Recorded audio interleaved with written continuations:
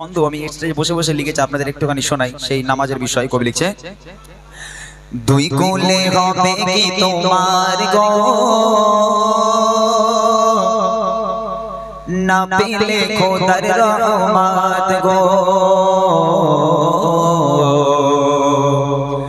দুই কোলে কি হবে তোমার গো, না পেলে খোদার রহমত গো। দুই কোলে কি হবে তোমার গো, না পেলে খোদার রহমত গো। চাও পেতে যদি ওই জান্নাত গো, নামাজ ছাড়া যে সব বেকার গো, নামাজ ছাড়া যে সব বেকার গো। দুনিয়ার মোহ মায়ায় পড়ো না, দুনিয়া তোমার নিচে খেলো না। দুনিয়ার মোহ মায়ায় পড়ো না, দুনিয়া তোমার নিচে খেলো না গো। থাকবে না বেঁচে চিরকাল গো, নামাজ ছাড়া যে সব বেকার গো। থাকবে না বেঁচে চিরকাল গো, নামাজ ছাড়া যে সব বেকার গো। দুই কোলে হবে কি তোমার গো, না পেলে খোদার রহমত গো। এই দুনিয়ায় অনেক কিছু দেখতে পাবো আমরা। দুনিয়ায় ধরে নেন আমাদের এখানে কত বড় বড় পার্ক আছে, কত সুন্দর সুন্দর মল আছে। আমরা কি করি? আমরা সেখানে ঘুরতে যাই, কত আয়েশ আরাম করি। রঙিন এই পৃথিবী একদম পুরো আমাদেরকে গ্রাস করে ফেলেছে। এই রঙিন পৃথিবীর বহমায়ায় পড়ে আমরা আল্লাহ ভোলা হয়ে গেছি। রোজার সময় রোজা রাখতে পারি না, বলে চাচা রোজা করো না। বলে কচি আর বলিস নি, সেই এত পেটের ব্যথায় রোজা রাখলেই গ্যাস হয়। বলে চাচা তো তুমি রোজা রাখবে না? বলে না রে কচি রোজা রাখতে আমি পারিনি। বলে চাচা বে করবে? বলে হ্যাঁ কচি তা করতে পারি, কিন্তু রোজা করতে পারি না। বলে না, পুরো দুনিয়ার মোহমায় আমরা ঘিরে পড়েছি। তাই কবি লিখছে, দুনিয়ার মোহমায় পড়ো না, দুনিয়া তোমার নিচে খেলো না। দুনিয়ার মোহমায় পড়ো না, দুনিয়া তোমার নিচে খেলো না। থাকবে না বেঁচে চিরকাল গো, নামাজ ছাড়া যে সব বেকার গো। থাকবে না বেঁচে চিরকাল গো, নামাজ ছাড়া যে সব বেকার গো। দুই কোলে হবে কি তোমার গো, না পেলে খোদার রহমত গো।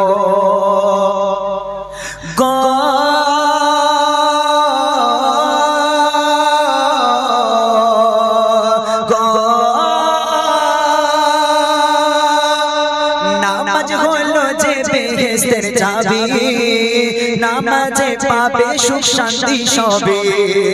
নামাজ হলো যে বেহেশতের চাবি, নামাজে পাবে সুখ শান্তি সবে।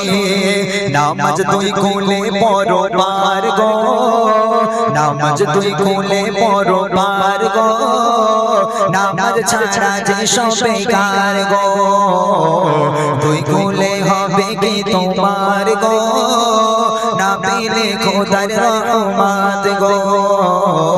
দুই কোলে হবে কি তোমার গো, না পেলে খোদার রহমত গো। দুনিয়ার বুকে এমন কিছু মানুষ আছে, এমন কিছু মানুষ আছে যারা জান্নাতের আশা করে। বলে আল্লাহ তো দয়ালু, আল্লাহ দয়ালু, মরলেই জান্নাত।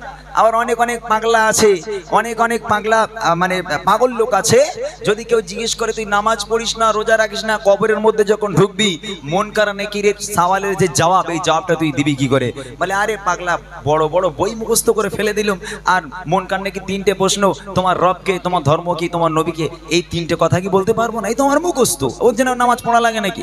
ওসব লাগবে না। একদম মন কান নাকি জিজ্ঞেস করবে, বলবে তোমার রবকে, বলবো আল্লাহ, বলবে নবীকে, বলবো মুহাম্মদ সাল্লাল্লাহু আলাইহি ওয়াসাল্লাম। যদি বলে তোমার ধর্ম কি, বলবো দিন ইসলাম, মিটে গেল ঝামেলা। কিন্তু মনে রেখে দাও, যদি তোমার ঈমান আমাল থাকে তাহলে মুনকার নাকিরের সওয়ালের জবাব তুমি দিতে পারবে।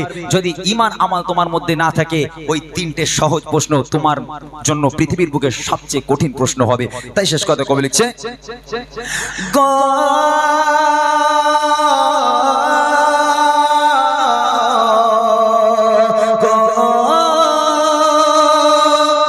জান্নাতের আশা করো কি করে, খোদার ইবাদত বান্দেগি ছেড়ে।